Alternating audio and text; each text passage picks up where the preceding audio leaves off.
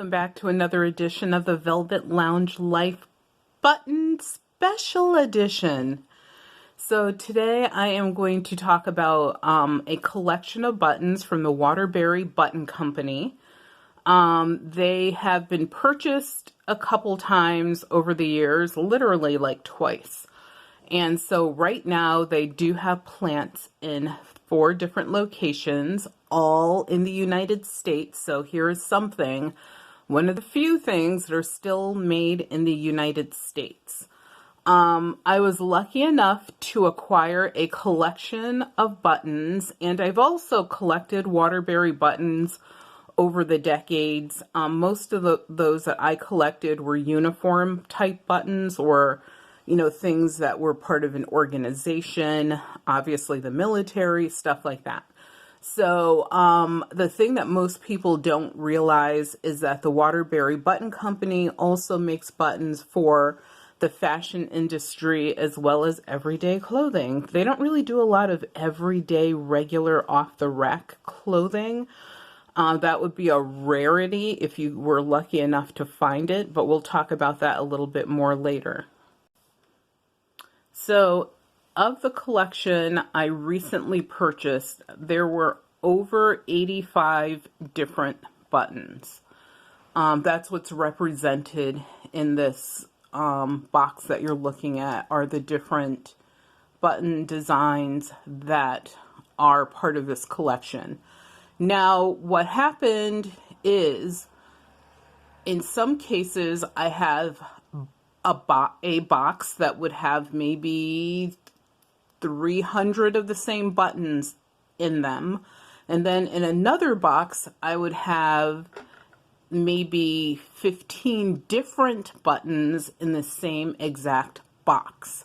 So I will show you what that looks like later. And the reason I'm telling you that is because when I show you the other buttons that are on the table, you will see lots and lots of buttons, and that's what they represent. Also, I have buttons that are from my own collection that I had previous to getting these, that you will also see. I'm trying to turn this one around, but guess what? Not going to work. It's fine.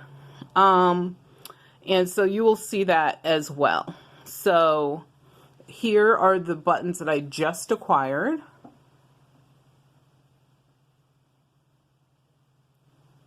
Or here are some examples of those. Actually, I can there you go. I know the lighting is crazy. I told you guys we need to get our 2,225 subscribers so that we can upgrade our lighting and equipment. I'm doing the best I can with what I have. So hopefully this works. And then I will show you what I have on the table, and for that we'll get a tighter view because there's a lot. Oh, these are also part of that new acquired collection. So as you can see, there are a lot of buttons here. I tried to put them outside of the boxes so you can get an idea of what's there. And you can see some have a few buttons, others have lots of buttons in their boxes. So, and then there are some where there were only a few buttons because they were made custom order. And that's something that most people may not realize, is that the Waterbury Button Company has always, going back to the beginning of time, created special order buttons as well. This is a box of bits and bobs that I got. You can see there's some button covers, some of the smallest button covers I've ever seen, tie tack, jacket tacks, some letters. There's a shank, just a random shank in there that hasn't been attached, as well as cufflinks. So yes, they made cufflinks, and I have those. And I will continue with my little tour here. The other cool thing is, yes, these are all original boxes that the buttons came in from the Waterbury Button Company. Now, the dates on these date from the 1960s up until the 1980s. There's nothing newer, there's nothing older. Now, as part of this collection, what I did do is I added some of my old buttons that I had before I picked these up last week. So I will show you some of those in a minute. I actually will go back over this and point them out. And most of those are military uniform buttons that you will see. Those are some of the old ones that I already had. And I just wanted to do this video and focus on Waterbury Button Company buttons. That's why. Oh, did I show you? Because these are so pretty. These have like a Scottish theme to them. Maybe Irish. And look at these, the beautiful enamel.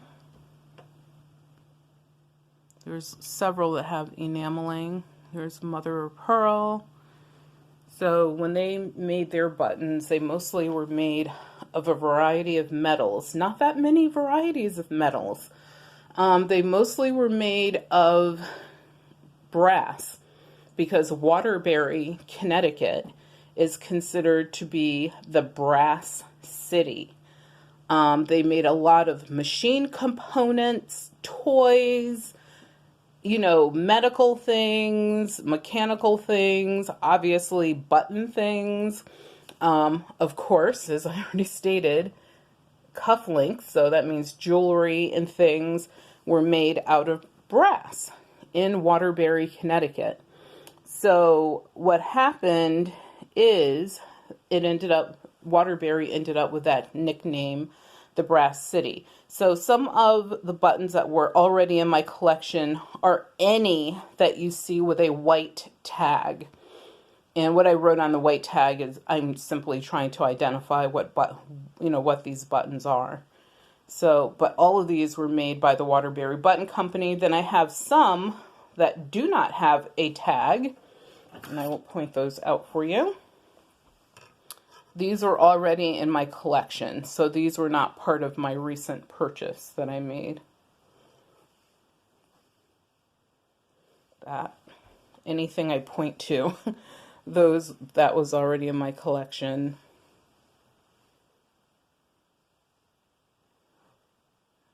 And why am I pointing this out? I just want to be fair so that you know exactly what I have and where I'm coming from. And did I show you this one? That was already in my collection.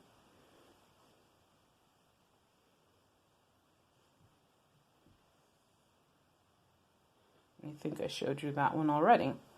So all of the buttons that you see, or that I'm showing you in this video anyway, came from they were made by the Waterbury Button Company.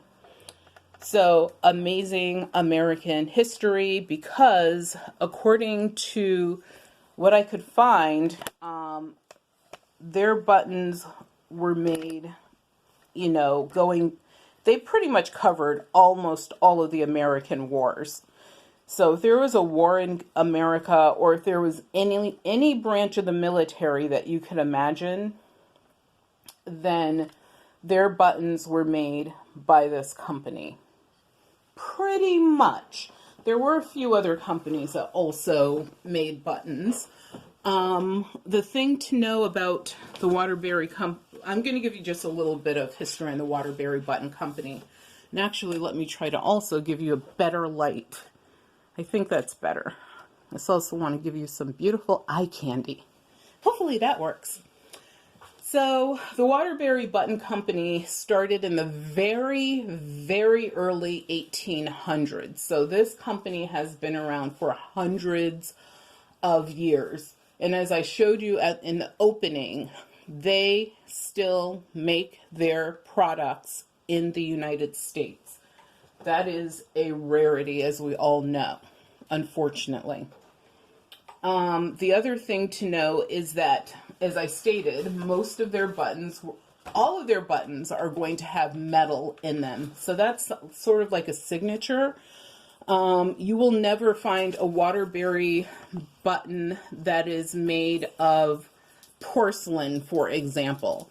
They did dabble in, actually they help create Bakelite, so you can find some that are made of Bakelite, but the majority, and I would say it's like probably 85 to 90% of their buttons were made of metal. Their preferred metal, obviously, as I stated previously, brass.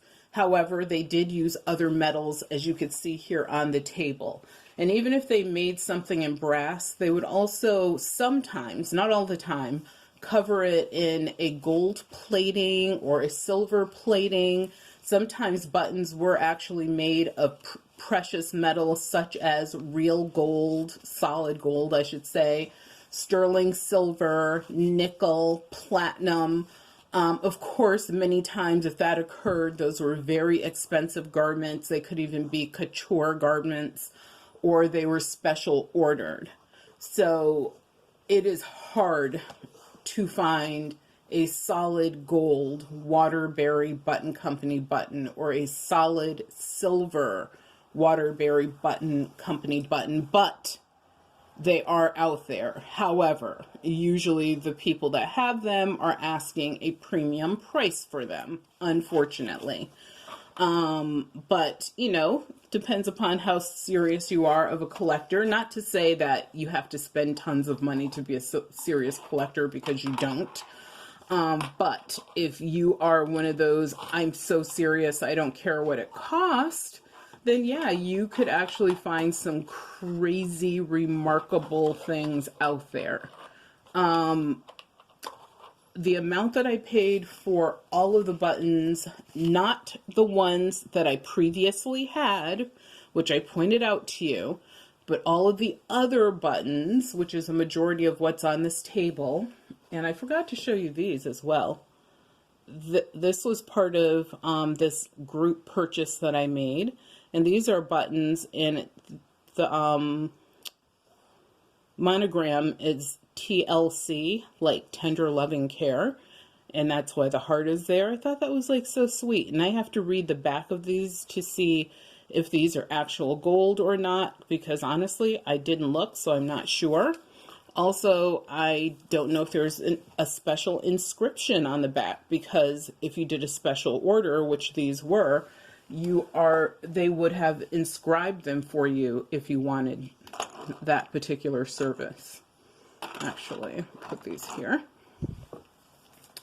I'm hiding the mother of pearls. You know how I feel about pearls. I don't love regular pearls, but mother of pearl, for some reason, I love. Because of the colors, the waviness. I don't know. It's a thing. So, as far as war goes, which is a horrifically sad time, obviously, in any point in history, I don't care what anyone says, win or lose.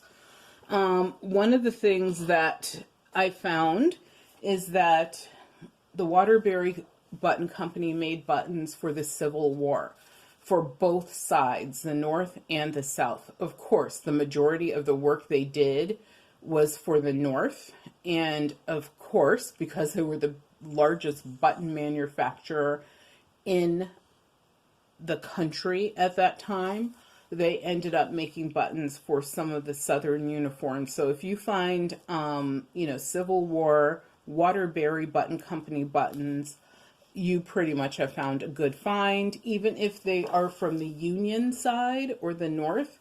Obviously, super awesome find. Where's my button? This one.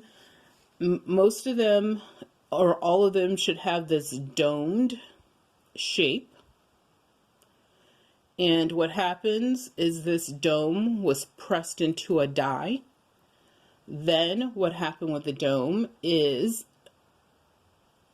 they would turn it this way, and a machine would put the backing on it, which is this whole back panel with a shank, and then a ring would go around it and get pressed in to secure all three parts.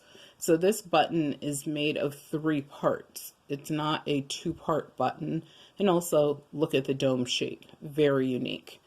And this button is in pretty amazing shape and condition for its age. Amazing. Actually, let's put it right there so you can see it better. In 1870s, celluloid was introduced. So what that meant is the Waterbury Button Company dabbled a little bit in celluloid. It was not their favorite material. And if you're lucky enough to find a Waterbury Button Company celluloid button, you found something that is truly rare. Especially if it's in excellent condition, because most of them ended up getting like cracks, not crazing, but literal cracks through them. So they really did not survive the test of time. And what would have happened is mom, grandmom, maybe the bachelor that has, no one that can sew for him, they would end up replacing those with metal buttons because they just were hardier. They actually were sturdy buttons, and you didn't have the ugly, and I'm talking about this cracking is ugly. I actually have seen a couple buttons from this company, and that cracking is so unattractive that the buttons basically have no value. Now, you might get lucky. Someone in a basement somewhere might have a box of those, and they don't have that cracking. That would be awesome. Especially if they're, something that has an insignia on them, a design, versus just a plain black button or a plain white, which would by now be discolored just due to age button. The other thing is in the 1920s, I thought this was very interesting. The company dabbled in making toys. Why? Because they already had the metal presses. They already had the know-how when dealing with metal. So they started making these metal toys. They also, in 1925, were amongst the first to produce, as I stated earlier, Bakelite buttons. Their buttons were made of Bakelite, and you can still find some today, especially if you have any that are Red Cross buttons. I should have put some of those out. I actually have some of those.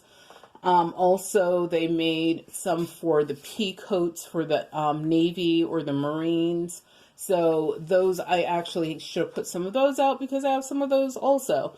But yes, so you can once in a while still find those. Like if you Google it, I'm pretty sure you could find like images of those. But in the Bakelite world, they started to also make electrical parts. So, parts for radios, transistors, etc., whatever. In the year 2000, so now we are into the year 2000. What happened is a company was sold for the very first time to OSC Technologies. OSC decided graciously, and I actually thank them for doing this as well, virtually of course, they decided to keep the Waterbury Button Company name. The reason they decided to do that is because this company is known for its quality, its integrity, its reliability. The product is on the money. And why would you get rid of, that's a huge commodity, simply, having that name on the product. And also its history. So that happened. And then afterwards, the Tally company, Talley Industries, actually, they purchased the company from OSC, or either maybe OSC still own them, but Tally might be like a subsidiary of. But I know that that's, it's Umbrella, the name that it's like, that's who owns it now. However, they still use the Waterbury Button Company as their name. Now, like I said, everything you see on this table was made by the original Waterbury Button Company. So I don't have anything that's made, after by OSC or by Tally. it would be interesting to see what they have. So something else that's really cool is, you know, so I remember someone once asked me, like, how many different buttons do you think they made? And they thought that they only made, like, uniform buttons. I hesitate because they're like, yeah, I guess that's what you would call them, uniform buttons. But the thing is, they made a lot more than uniform buttons, even back in the day. However, uniform buttons were their main staple. It paid the bills. It paid the payroll. But this company has over 40,000 dies. That means 40,000 different designs, or either base dies that could be easily adjusted for, you know, to add in maybe some sort of personalization. Or, for example, I will show you this. You have this button. That was clever. You have this button, for example. And you also have the same button represented here. You know, these are the same buttons. It's the same die. They simply painted them different colors, which gives us two different buttons. So they were really smart in knowing how to do things interchangeably. So super smart employees this company had. It's nice that they allowed them to be creative and fly so that they could get, you know, the best results. I think that's awesome. And out of everything, one of the things I think is really important is history. So, and that's of any, not anything, I would say out of 95% of the things in the world, I think history is important. Even if it's negative history, it's important because you're damned to repeat the evils if you don't learn the lessons of those that came before you. And hopefully there are no evils. Hopefully everyone can make the right decisions every single day and we don't have to go through, you know, bad times or anything like that. But unfortunately, being stupid humans, we know that that does happen. And the good thing about this company, not only the fact that the companies that purchased it, you know, after it was sold in the year 2000 the first time, is that previous to that, and even now, people find that it's important to preserve the history of the Waterbury Button Company. And so that means that their buttons and designs, as well as some of their non-button items, are represented in museums. So they also made belt buckles. I mean, the list goes on, you guys. So you can actually go to the Metropolitan Museum of Art and see some of a display that, or either some of the their items. There's the Mattatuck Museum in Connecticut, which has a pretty good extensive collection of their items, even salesman samples, whereas they would take this board, and I will pretend this piece of paper is a board. They would take a board, and let's say that this is it, and on it they would have like belt buckles, little brass screws, all sorts of buttons, and they were all mounted to that one board. And then that's what the salesperson would take around with them when they were showing the products of this company. Could you imagine having one of those boards? Well, guess what happened? There was someone in Connecticut that was cleaning out their basement or attic or whatever it was, and they happened to come upon some of these boards. And they ended up, which was really nice and gracious of them, donating said boards to this Mattatuck Museum, so you could go see them there. You might be able to find images online as well. And I just thought that was amazing. And as well as other international as well as domestic museums do have, you know, examples of buttons from this company. The types of buttons that they made, I talked about just a really, really little bit, but they made, and they still will make these. That's the other thing to know, is they will custom design a button, a cuff link, anything that makes sense, you can actually contact them easily and discuss the design that you're looking for, what you want, and they will make it for you. So that is pretty cool that even today you could get that customized service. So if you ever are looking to get a super special, incredible gift and your budget is okay with doing that, for someone who's a button lover, you might want to like think about or do it for yourself, getting some custom made buttons made for yourself. Or maybe cufflinks or something like that would be really cool. I'm just moving some buttons so you can see a few different things. Look at this teddy bear. I think it's so cute. I have teddy bears. I think these are egrets. I hope you can't see me in the video because that's not the purpose of this video. This is a bird. You can't really see it from there. Really cool, and it's in flight. So it looks as if it's about to land. Really neat.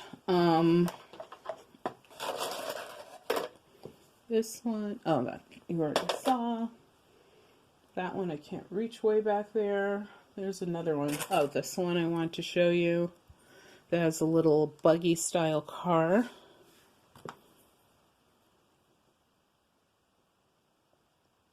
You can see that.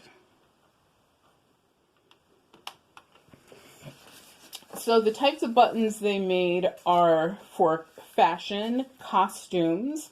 There's a famous button that someone found out there that's from a old original, and this is when the Rockettes were like brand new, Rockettes uniform, so, or costume.